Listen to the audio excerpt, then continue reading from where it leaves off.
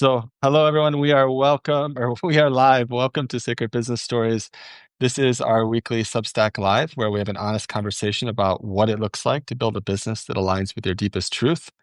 And today we are excited to be joined by Matt Sprang, someone who was actually introduced to us by one of our previous guests, Ryan Levesque. And I'm going to let Matt tell you a whole lot more about his journey. But just for the quick intro, he is a coach, consultant, and a facilitator who has in the past built and sold a seven-figure business and has a very interesting story around overcoming near collapse. Before he had the victory, there was a near collapse where he actually found himself in maybe over $800,000 in debt. So I think there's a fascinating story to explore there. And welcome, Matt. Thank you so much for taking the time to be here with us. No problem at all. I'm excited for this. Thanks, Phil, and thanks, Carolina. Yeah, thanks, Matt, for being here. And I always like to remind people why we do Sacred Business Stories, and it's really to tap into the realm of possibilities. I love, I know a little bit of what you're going to share, Matt, but I'm curious to go deeper with you. And we're just talking right now about all the emotions and all of that, and it's just navigating business, building business, creating business, and destroying a business and building a new one and all of that. There's a roller coaster that happens that often we just go with the details and the surface. And people that know us and follow us know that Sacred Business is about integration, is about honoring all of who you are. So I'm just very excited for this conversation. And sometimes I would love to see to hear more your story, but the end of something is always the opportunity to give birth for something else, right? But when we are in the midst of the ending and that period that we don't know what's coming, it's really hard. So welcome everybody. It's nice to have you here. And just want to hear more about your journey and what is your sacred business and how kind of your journey, where you were and all the emotions around the journey and where you are right now.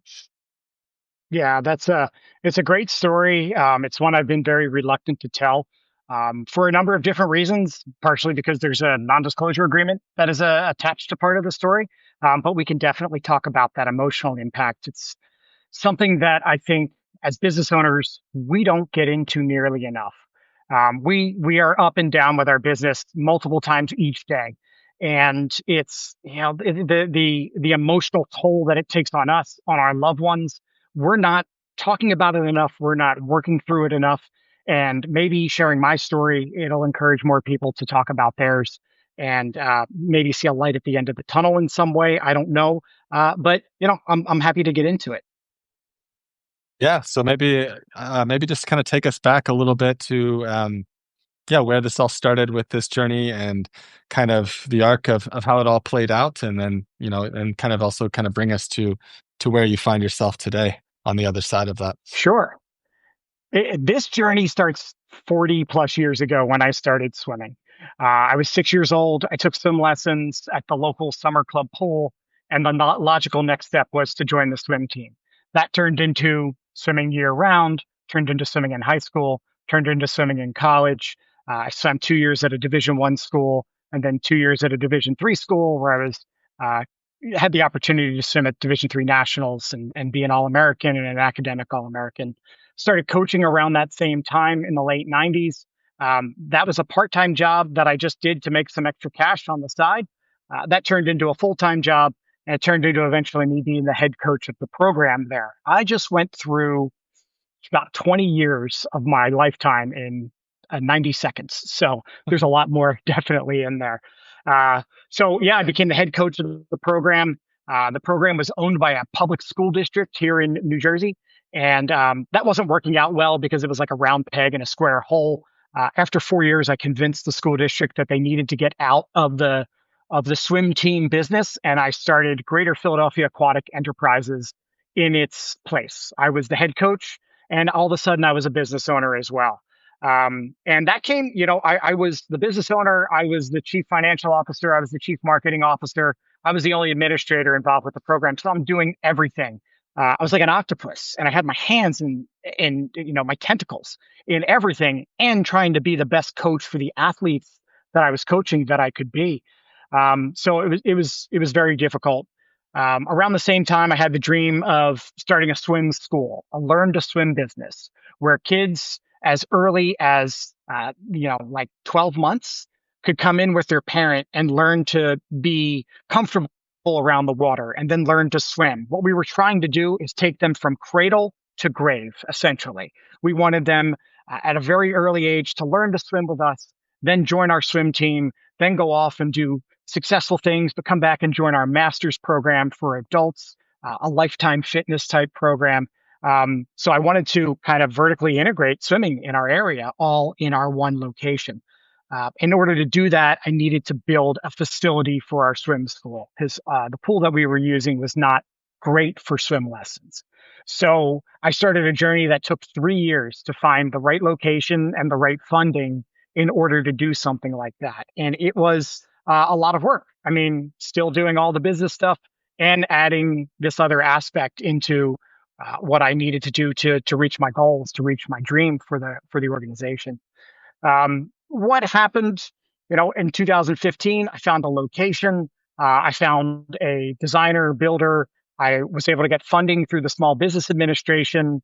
It took me 7 or 8 stops, I think, before I was able to get a bank, a lender to say yes, which I know in our world probably is pretty good. I know there's people out there that have probably taken double or triple the amount of stops to find funding for their projects. Um, Shovels went into the ground around Memorial Day weekend, May 2016. And just unfortunately, I think the best way to put it is that it didn't go as anybody had hoped it would go. I guarantee the builders, the construction folks, the contractors would say the same thing. They would have liked it to gone better. Unfortunately, I thought the facility was going to open September of 2016. By Thanksgiving, it still wasn't completed. And some inspections revealed that things were done improperly, which means that, they had to redo the work, unfortunately. I was out of money at that point, though. All the money from the SBA loan was gone, and I had nowhere to go. Contacted a lawyer just to figure out what the options were. And we eventually had to go the legal route. Thankfully, we were able, after a number of years, to come to an amicable agreement settlement. Glad that it was settled, that both sides are able to move on without having any detriment to their businesses. And I was able to move on. That was September 2019. The funny thing about that is people were asking me, what's next for you in September 2019? And I would say, I need 6 months to figure out what's next. I need 6 months to figure out our next move. 6 months after September 2019 was March 2020. And what I thought was the worst business period of my life was just a preamble for trying to get through the COVID situation, where my business was shut down for 100 days. Then after that, we were sporadic. We weren't in our home pool. Our swim school was completely shut down for over a year because of the COVID restrictions. So, while I thought I went through the most tumultuous period of my business life, that was just a setup for what I needed to go through in COVID. Spent a lot of money without a lot of money coming in order to get through that COVID period. But we did. I think through the lessons that I learned getting through the swim school obstacle, we were able to get through the COVID obstacle after that. Expanded the business in 2021 by acquiring another program in our area, another swim team and swim lesson program in our area. So nearly doubled the size of our program in that process. And, I think what happened was I was recognizing that I was covering up for the fact that I had lost my passion for the business. And I was trying to grow to find a way to get that passion back. In late 2023, I realized what was happening through a lot of personal work. Attending Tony Robbins's Unleash the Power Within seminar helped a lot. And I realized that I needed to move on. So in the beginning of 2024, I started the process of finding a buyer for my business. And that purchase was actually completed very quickly. By August 2024, we had an agreement and everything was signed, sealed, and delivered last October. So I'm at about what 8 or 10 months having sold my business and moved into the consulting and coaching sphere. So that's a uh, pretty vague, I guess, in some way, not as detailed aspect of where I was and where I am now. We can definitely go into more details talking about the emotional aspect, but that's just a bit of who I am and why I'm where I'm at right now.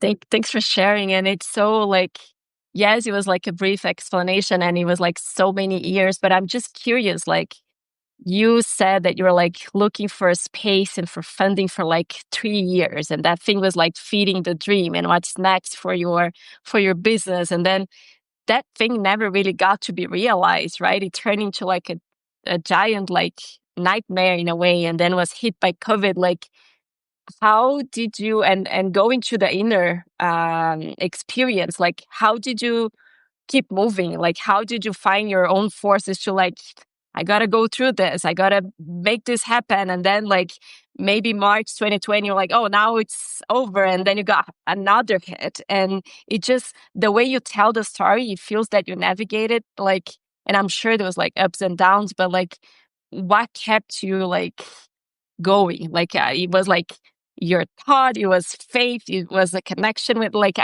what, you know, made you go through this and be in this side right now, in the way you are?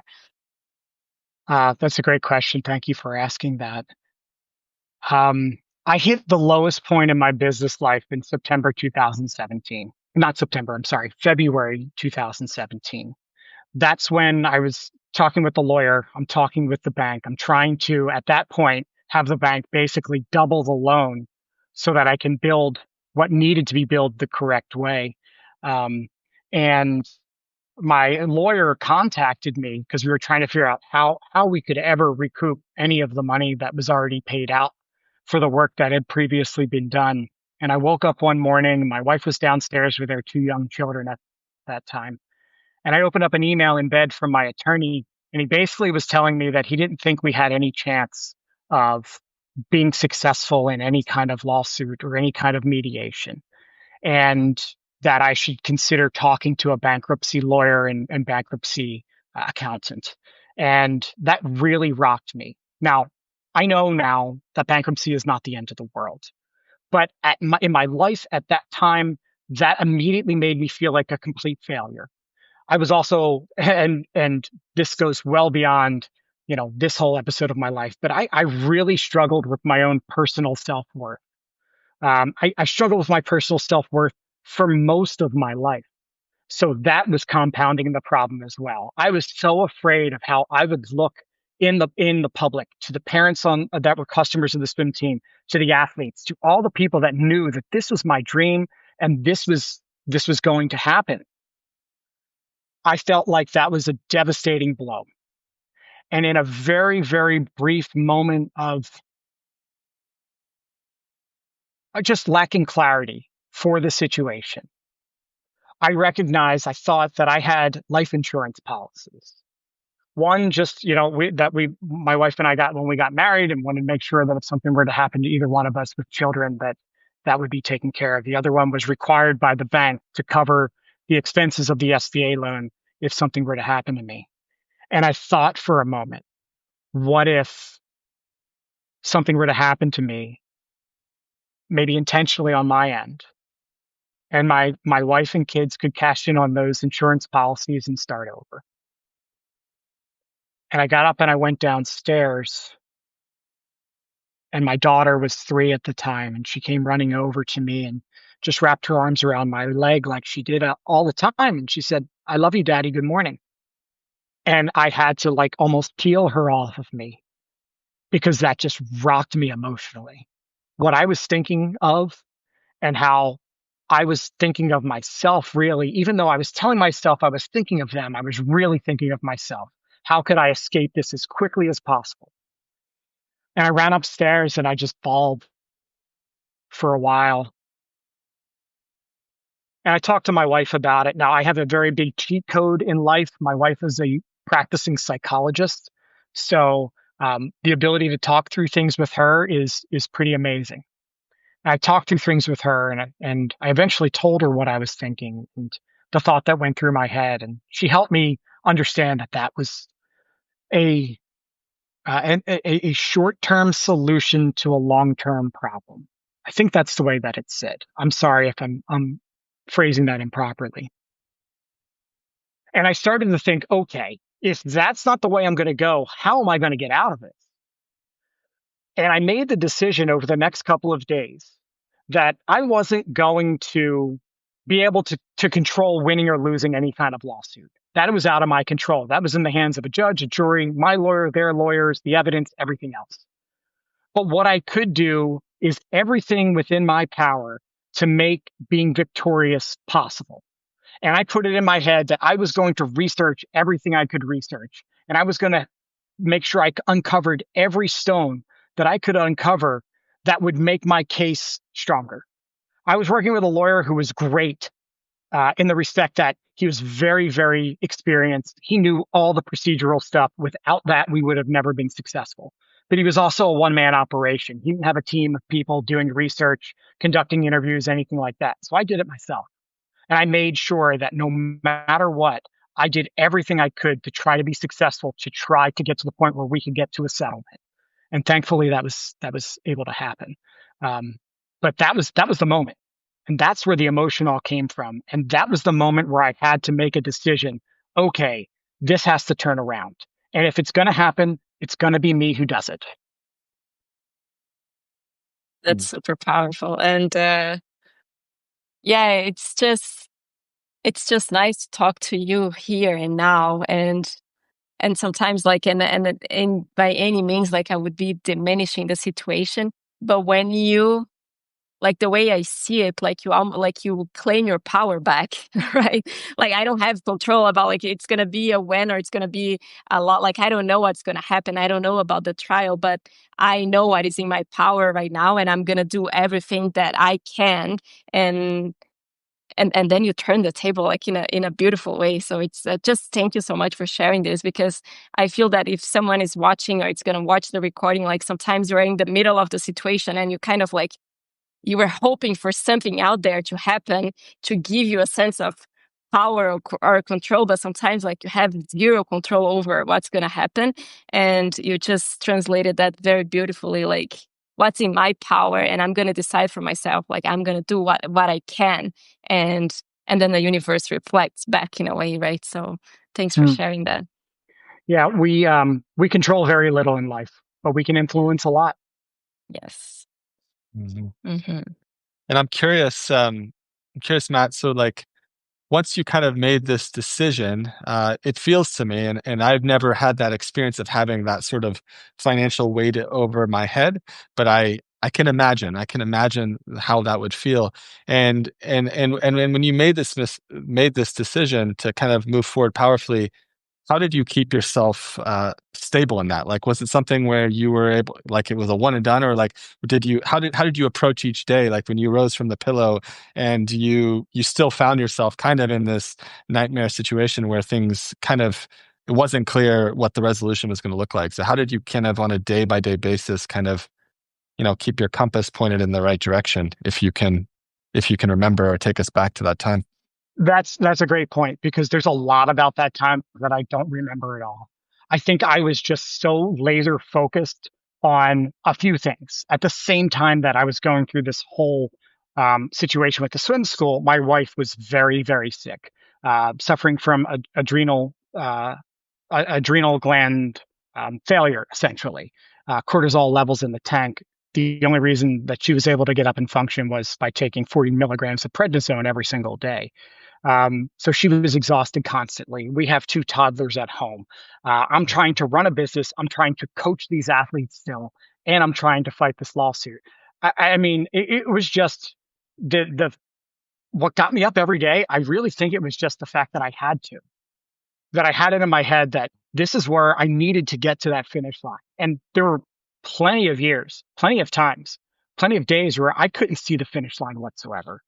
I wanted it to be right in front of me, but it was nowhere to be found whatsoever.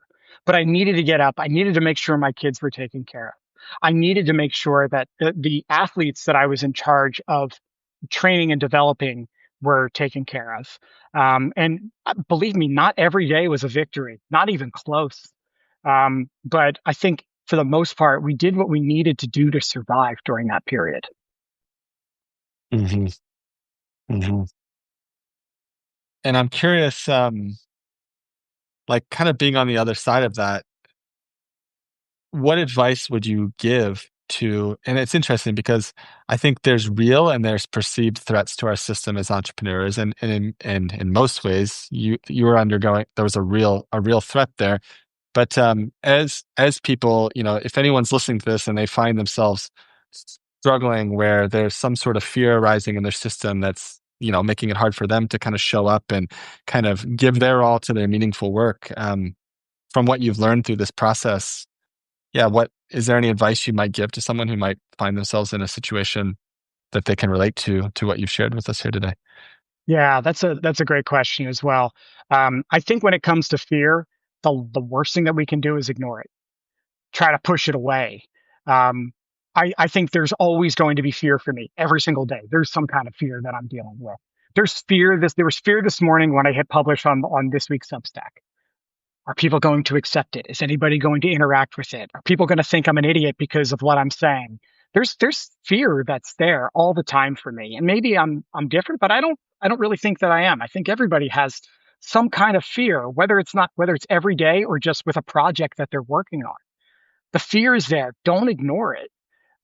Accept it and understand that the fear is maybe it's for me, my brain trying to keep me safe, trying to hold me back from going too far, from taking too big of a leap forward.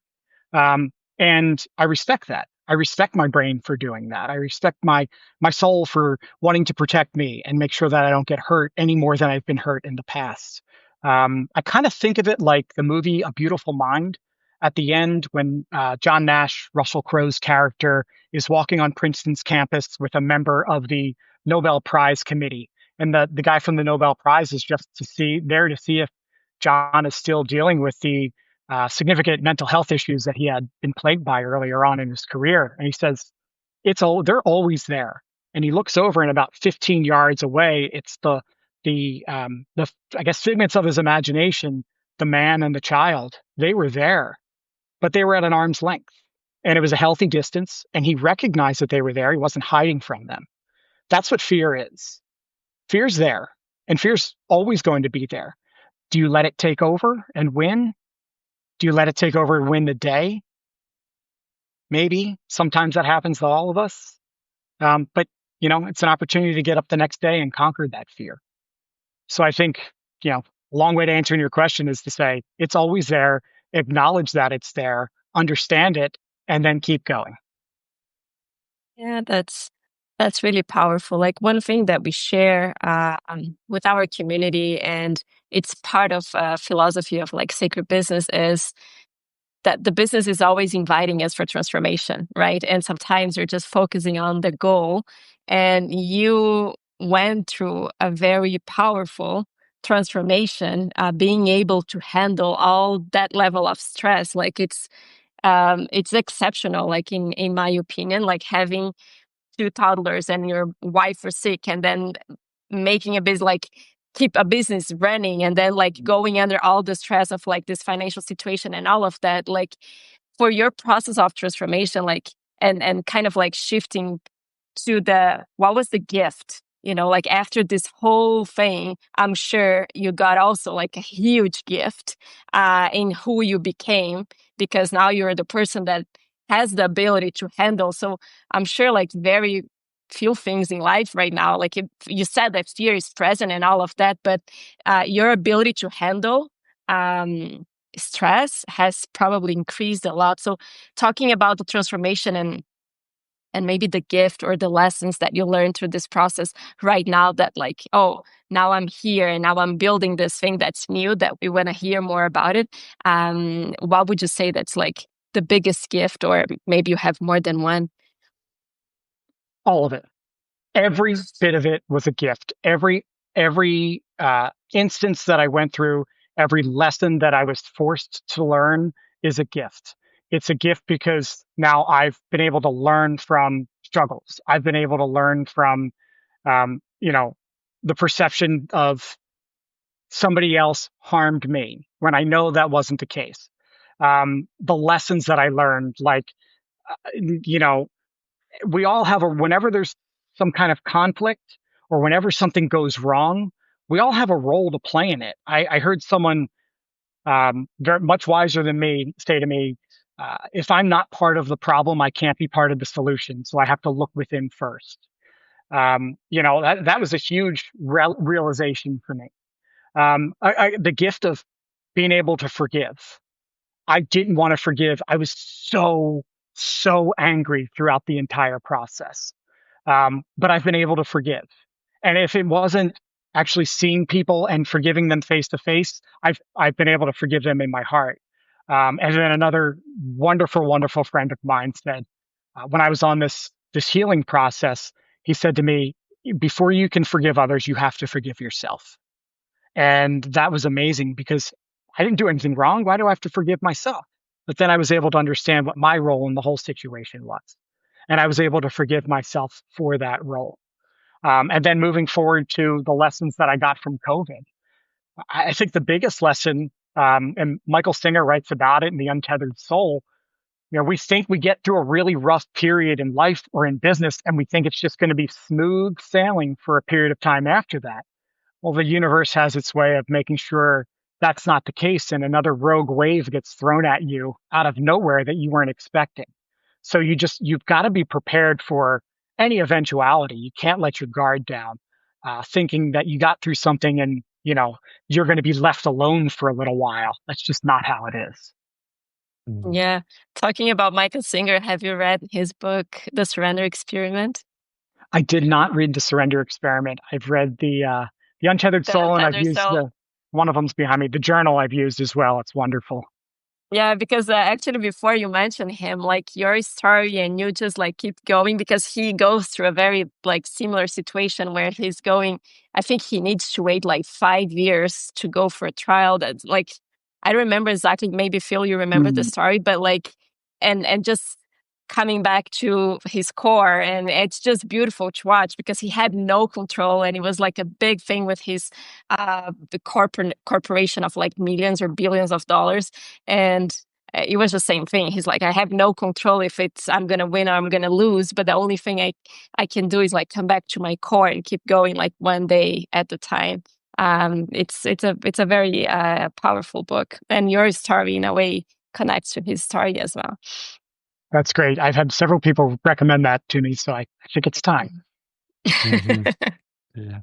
Another element I'm curious about because you touched on it, and yeah, I'd be curious. You know, you mentioned this aspect of self worth and kind of having kind of a low self worth, and then you know I experienced that earlier in my career too, with like where we put all of our identity, like of our worth in our business, right, in our ability to create and to you know create resources for our families and things like this. So like I could totally imagine how this, you know, if you were already struggling with that, how this would really exacerbate that. So I'm curious, kind of behind the scenes, as much as you want to share, like what was the healing journey of that aspect too, and like what is your current relationship with?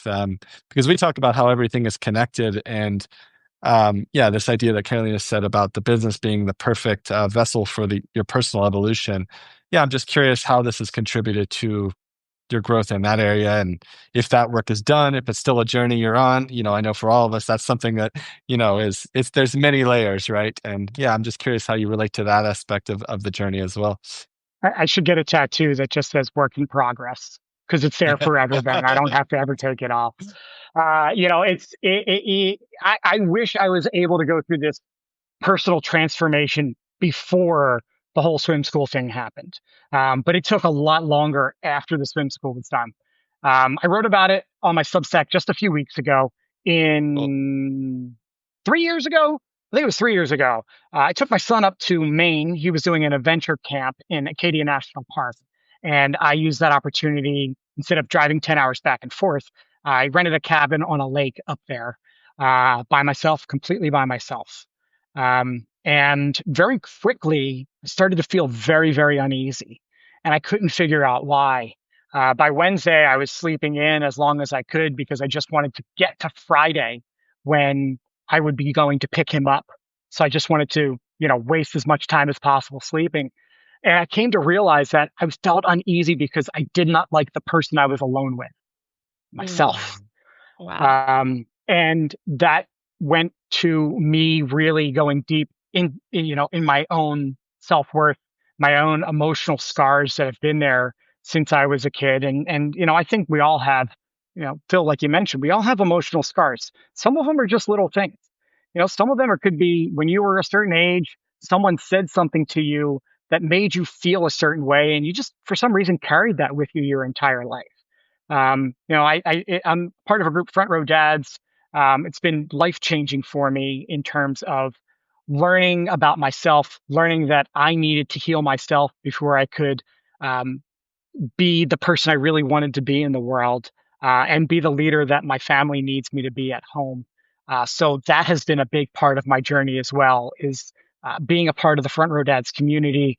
The people that I'm friends with who have become brothers to me.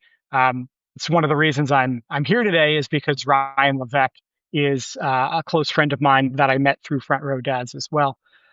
So it's just been a long journey, and I really had to learn to accept myself for who I am and not try to be something that I'm not.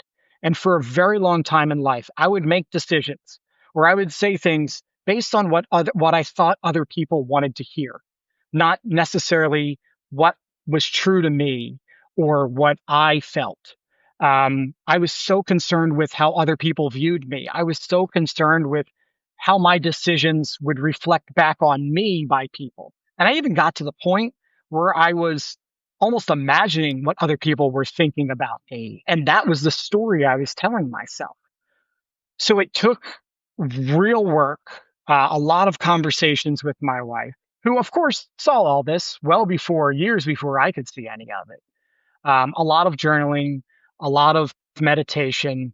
And the biggest aid to me really was when I got into somatic breath work, allowing me to go a couple layers deeper into my own mind and seeing things and eventually seeing my own self-worth and accepting who I was for the better of what I could do.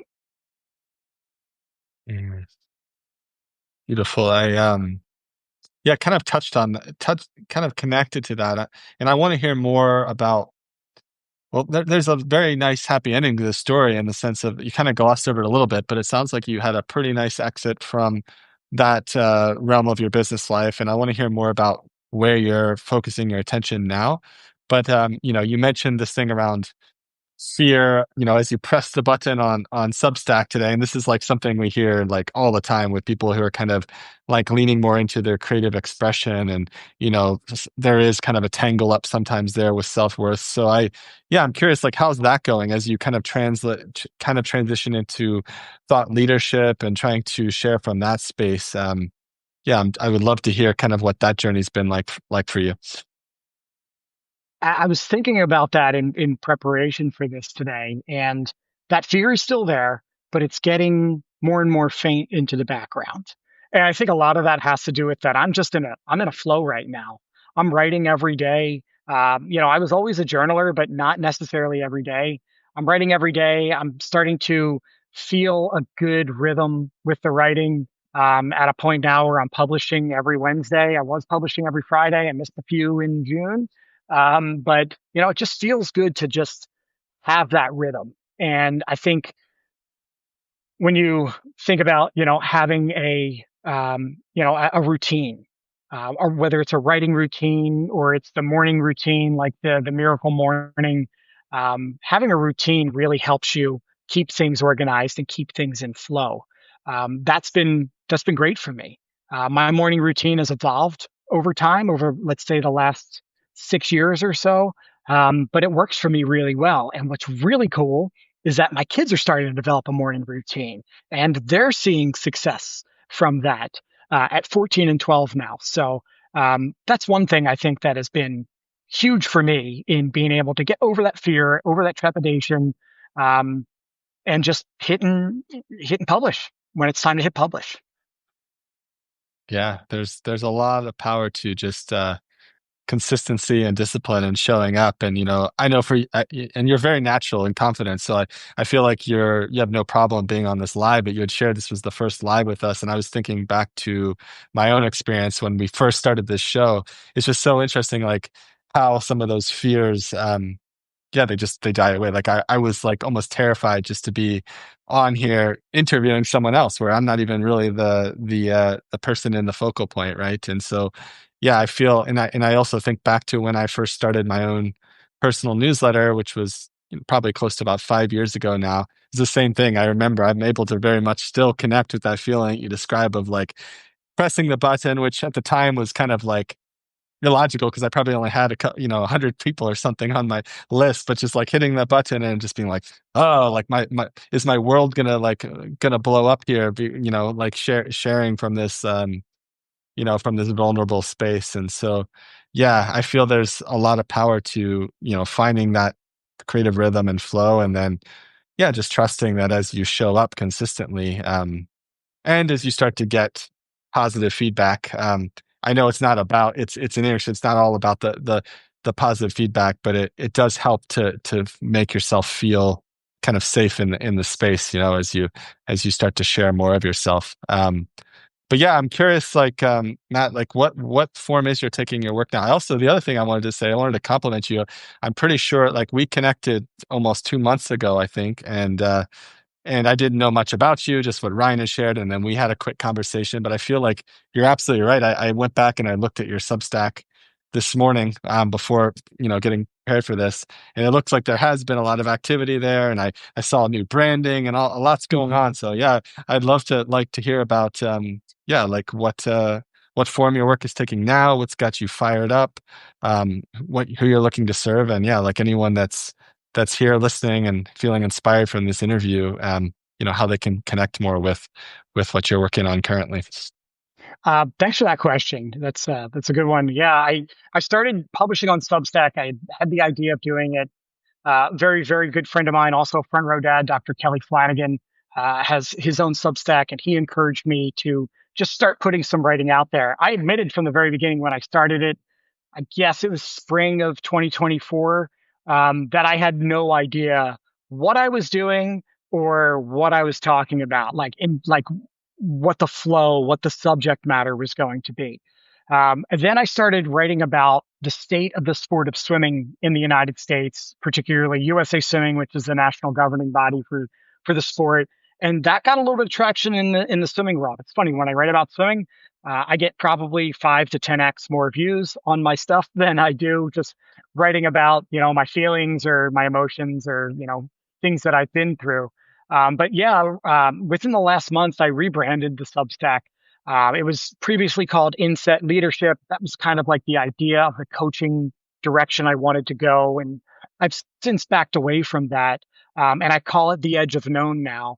And the Edge of Known to me is, when you're sitting on the edge of the mountain and you're looking out, and you've conquered, a big part of life or a big part of business, but there's still something else out there for you to conquer. And it's kind of into the more unknown aspect of things, unknown how it's going to go, unknown what challenges you're going to face out there.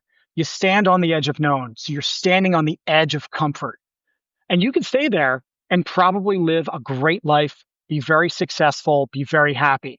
But some people, they just want to go a step further, out past the edge of known. So we're kind of examining how I got to that place of being at the edge of known, and then what's next for me. And that's really where I am in my life. That's really where I am in my parenting. That's really where I am in my business as well, having taken the last 10 months to really figure things out. I know where I want to go. And, we talked about it earlier. I've had these experiences of near collapse in my business, near collapse personally, personal struggles. I was that dad who thought I was, working hard for the family. I was doing everything for the family, and I wasn't present whatsoever. And that was a real problem. So I had to learn how to be more present at home. and learned that winning at home is so much more important than winning at business. And I know there are people out there who are entrepreneurs, executives, leaders in some way that are just burning the candle so hard on the business front. They have no energy when they get home. And it doesn't have to be like that. You can be successful in business and you can be very, very successful at home. So those are the people that I'd love to reach, and those are the people that I'd love to talk to. Right now the sport of swimming is very much an important topic to me, and I just wrote part 2 of a 3-part series on the current state of USA swimming. We're probably days away from a new CEO being announced for the organization. It's in a very, very tough spot. There's a lot of people that are of differing opinions of the future of the organization. And I'm hoping that I can provide a little bit of light that there are possibilities down the road if we find a way to find some common ground and get the leadership that we need in the organization. So leading from that experience as well is where I'm at. Mhm. Beautiful. And so, if anyone wants to connect with your work, is Substack is the main space to connect now, or are there other places that would be best serving people connecting with your message? Yes, Substack probably Substack. the best space. Matthew Sprang .substack.com. The Edge of Known is is the name of my page publication. I don't even know what we call it. Um, and LinkedIn is another great place to meet up with me. Matthew Sprang on LinkedIn. I do have a website. Um, it's not the greatest right now. We're working on it. mattsprang.com. That's another way to learn more about me and what I do. Cool. Yeah.